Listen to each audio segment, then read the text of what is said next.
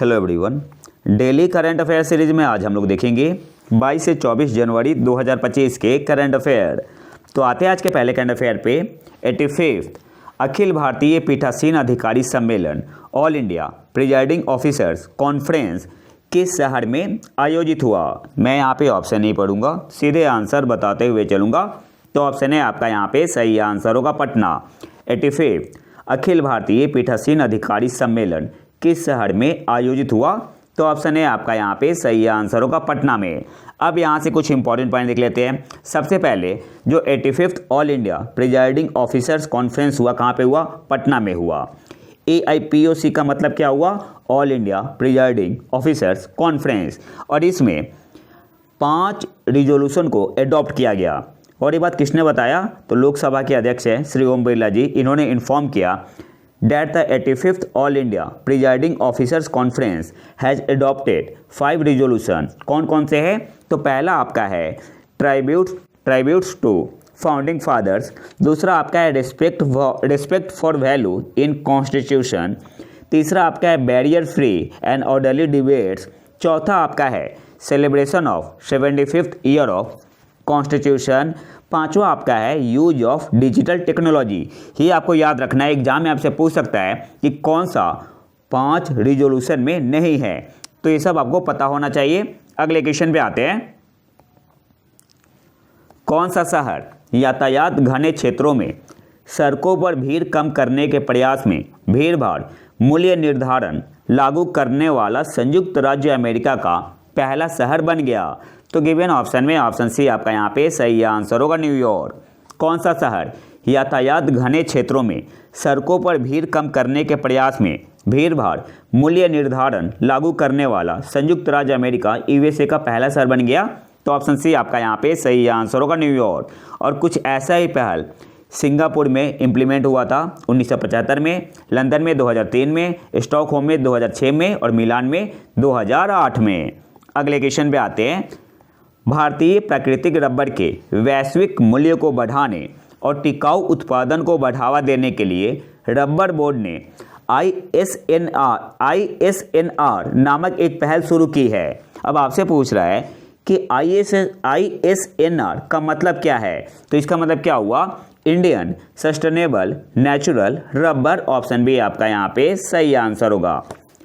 भारतीय प्राकृतिक रबर के वैश्विक मूल्य को बढ़ाने और टिकाऊ उत्पादन को बढ़ावा देने के लिए रबर बोर्ड ने ISNR नामक एक पहल शुरू की है। ISNR का मतलब क्या है? Indian sustainable natural rubber. Option B आपका यहाँ पे सही आंसर होगा। अब यहाँ से कुछ इंपॉर्टेंट पॉइंट देख लेते हैं। Indian sustainable natural rubber, short में क्या बोलते हैं? ISNR। a groundbreaking initiative that align with globally accepted sustainability principles and the European Union deforestation regulation। जो आपका ISNR इनिशिएटिव है, पहल है इंडियन सस्टेनेबल नेचुरल रबर, ये आपका अलाइन करता है किसके साथ? With globally accepted sustainability principles and the European union deforestation regulation. और इसे लॉन्च कहाँ पे किया गया? कोट्टायम, केरल में। अच्छा, आपको ये भी याद रखना है EUDR स्टैंड्स फॉर, आपसे एग्जाम में पूछ सकता है। तो इसका मतलब क्या हुआ? European union deforestation regulation. कहाँ पे इसे लॉन्च किया गया ISNR इनिशिएटिव को? तो कोट्टायम, केरल में। अगले क्वेश्चन पे आते हैं। 1 जनवरी 2025 से RBI ने ऋणदाताओं को हर कितने दिनों में क्रेडिट ब्यूरो रिकॉर्ड अपडेट करने की आवश्यकता वाले विनियमन को लागू किया है? तो अब हर एक 15 दिन में करना है। ऑप्शन डी आपका यहाँ पे सही आंसर होगा। 1 जनवरी 2025 से RBI ने ऋणदाताओं को हर कितने दिनों में क्रेडिट ब्यूरो रिकॉर्ड अपडेट करने की आवश्यकता वाले विनियमन को लागू किया है? तो अब हर एक 15 दिन में करना है। पहले आपका है मंथली साइकिल था। अगले क्वेश्चन पे आते हैं। हाल ही में किस संस्थान ने एशिया की सबसे बड़ी shallow wave basin research facility का उद्घाटन किया है? तो IIT मद्रास ने। किसने किया है? IIT मद्रास ने। ऑप्शन बी आपका यहाँ पे सही आंसर होगा। हाल ही में किस संस्थान ने एशिया की सबसे बड़ी shallow wave basin research facility का उद्घाटन किया है? तो ऑप्शन बी आपका यहाँ पे सही आंसर होगा, IIT मद्रास ने। and it will help in marine research and boost India's technological independence। और इसे कहाँ पे किया गया है? तो IIT मद्रास के सैटेलाइट कैंपस में, जो कि कहाँ पे है? थैयूर में है। अगले क्वेश्चन पे आते हैं। भारतीय शहरों की वायु गुणवत्ता प्रगति रिपोर्ट 2025 के अनुसार 2019 और 2024 के बीच भारतीय शहरों में PM 2.5 प्रदूषण स्तर में औसतन कितनी कमी दर्ज की गई? भारतीय शहरों की बात हो रही है, तो गिवन ऑप्शन में ऑप्शन ए आपका यहाँ पे सही आंसर होगा 27%। 27%। भारतीय शहरों की वायु गुणवत्ता प्रगति रिपोर्ट 2025 के अनुसार 2019 से 2024 के बीच भारतीय शहरों में PM 2.5 प्रदूषण स्तर में औसतन कितनी कमी दर्ज की गई?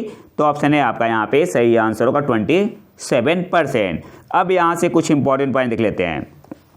Indian cities achieved an average 27% reduction in PM 2.5 pollution level कब से कब तक के बीच में? तो 2019 से 2024 के बीच।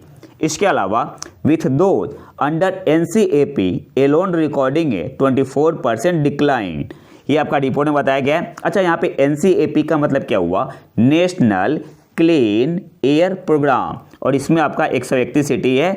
तो अगर केवल NCAP की बात की जाए तो यहाँ पे डिक्लाइन हुआ है 24%, और अगर ओवरऑल बात की जाए इंडियन सिटीज़ की तो अब कितना डिक्लाइन हुआ है 2019 से 2024 के बीच? 27%। इसके अलावा according to the report by climate tech firm Respirer Living Sciences Varanasi and Moradabad reduce PM 2.5 level by 76% and 58% respectively. तो सबसे कम जो सबसे ज़्यादा डिक्लाइन हुआ है, सबसे ज़्यादा तो कहाँ पे हुआ है?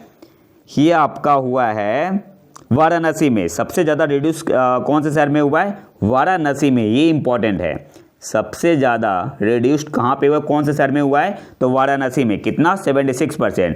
इसके बाद आपका है मुरादाबाद, यहाँ पे आपका हुआ है 58%। इसके अलावा कलबुर्गी में हुआ है 57.2%, मेरठ में आपका हुआ है 57.1%, कटनी में 56.3%, आगरा में 54.1%, भगवत में 53.3%, कानपुर में 51.2% और जोधपुर में 50.5%। और सबसे ज़्यादा जो रिड्यूस हुआ है PM 2.5 पोल्यूशन लेवल कहाँ पे हुआ है, कौन से शहर में? वाराणसी में। कितना? 76%। इसके अलावा कुछ NCAP के बारे में देख लेते हैं। ये आपका लॉन्च हुआ था जनवरी 2019 में, और इसका एम क्या था? To reduce PM 2.5 and PM 10 level by 20 to 30% by 2024। 2024 तक जो PM 2.5 एंड PM 10 लेवल है, ये कितना रिड्यूस करना है? 20 से 30% के बीच में। फिर टारगेट को रिवाइज किया गया और रखा गया कि 2026 तक कितना रखना है, कितना आपका रिड्यूस करना है? तो 40%। इसके अलावा कुछ इंपॉर्टेंट शहरों की बात कर लेते हैं। दिल्ली में आपका रिडक्शन हुआ है 1.3%, मुंबई में उल्टा हुआ है, मुंबई में इंक्रीज हुआ है 2.6% से, कोलकाता में आपका रिड्यूस हुआ है 21.5% से, बेंगलुरु में 8.0% और चेन्नई में 9.2%। तो ये सारे इंपॉर्टेंट पॉइंट है जो कि आपको याद रखना है। अगले क्वेश्चन पे आते हैं। हाल ही में गूगल क्लाउड ने कृषि के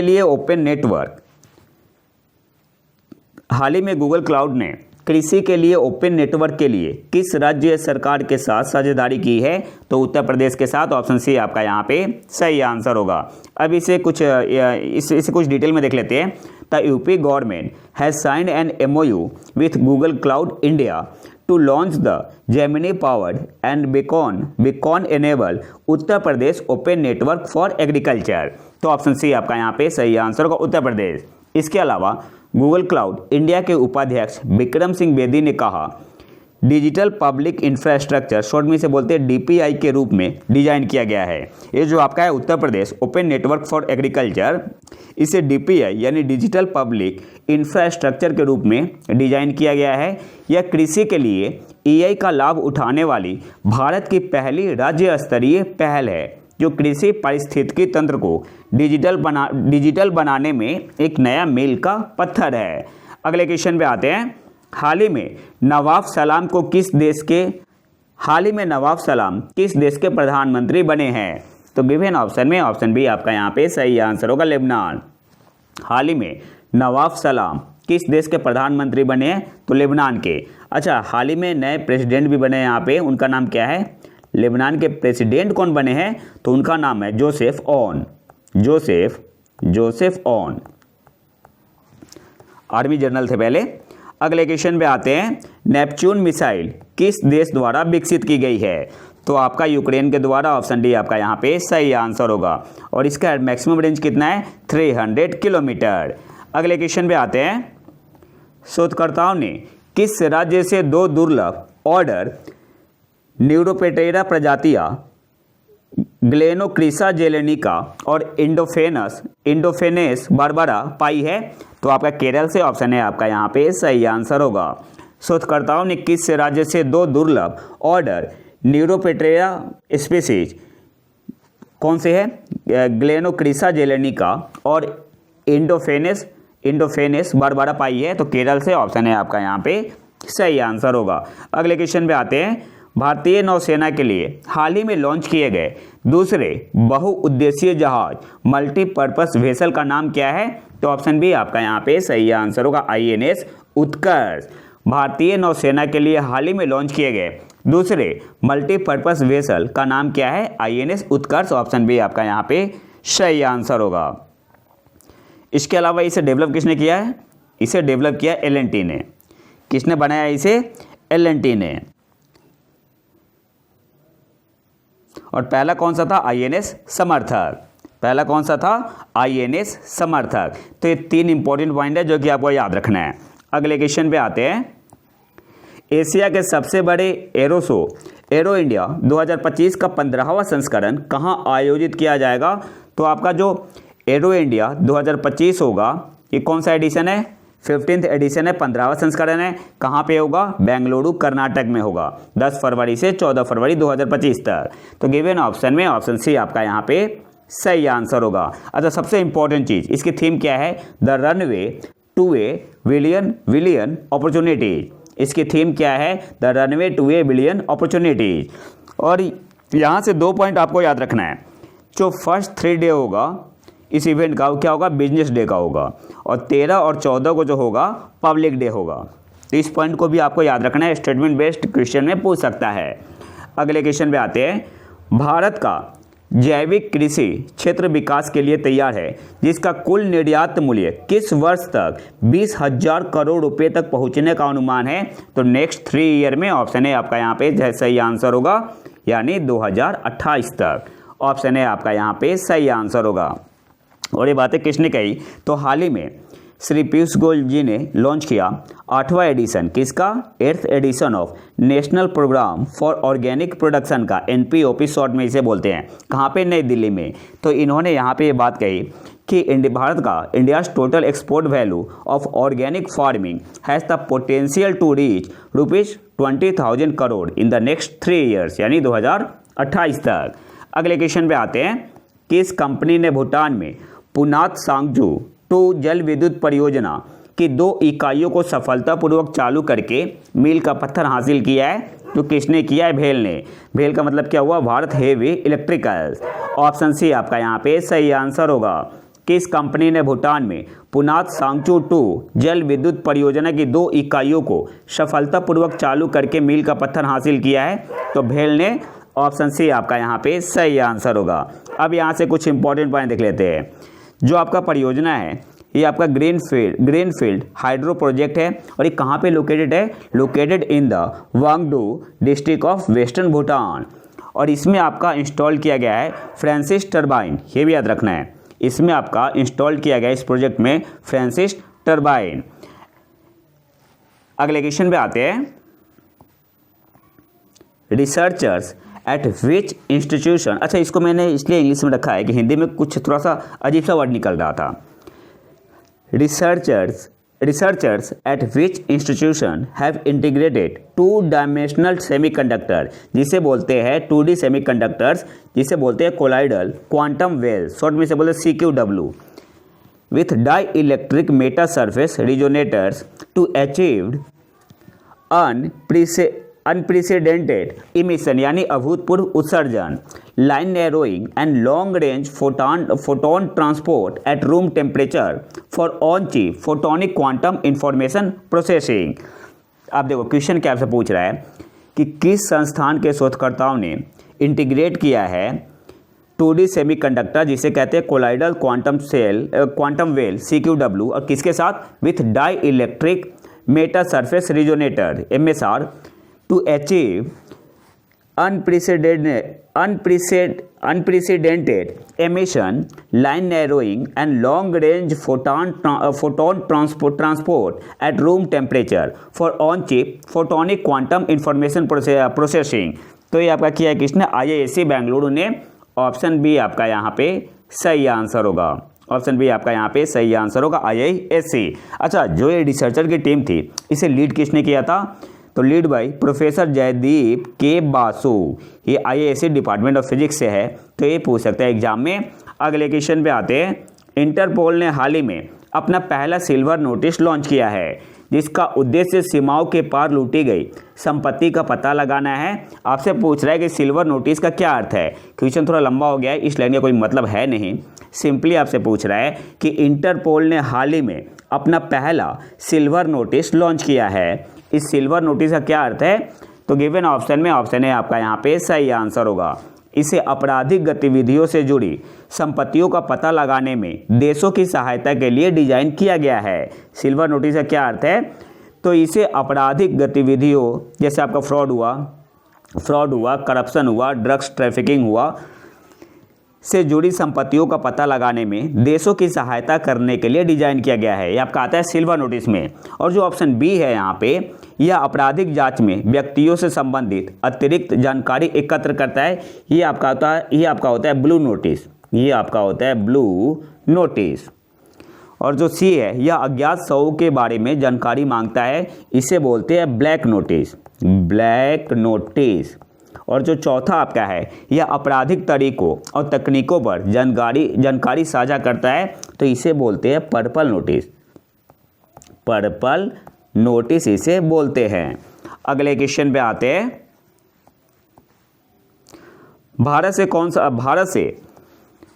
कौन सा नेता फ्रांस में आगामी आर्टिफिशियल इंटेलिजेंस एक्शन शिखर सम्मेलन में भाग लेने के लिए तैयार है। तो जो आपका फ्रांस में होने वाला है आर्टिफिशियल इंटेलिजेंस एक्शन शिखर सम्मेलन, तो भारत की तरफ से कौन भाग ले रहा है इसमें, तो भारत के प्रधानमंत्री नरेंद्र मोदी जी। ऑप्शन डी आपका यहाँ पे सही आंसर होगा। और भारत को चेयर करेगा, ये इंपॉर्टेंट पॉइंट है। भारत जो है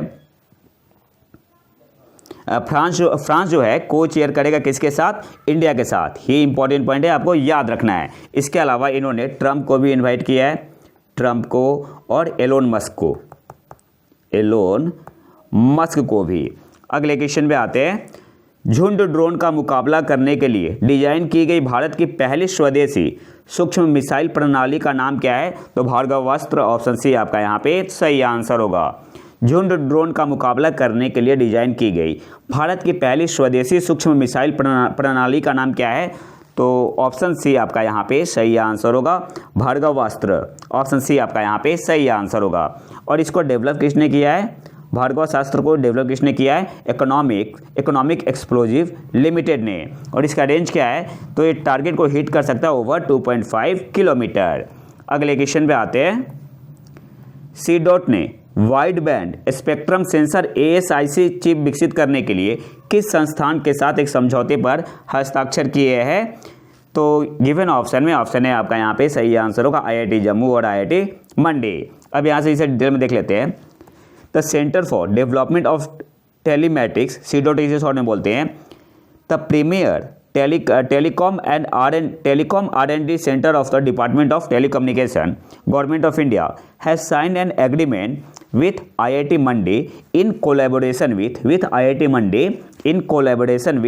IIT Jammu। किसके लिए, for the development of wide band spectrum sensor ASIC chip for enhancing the spectrum utilisation.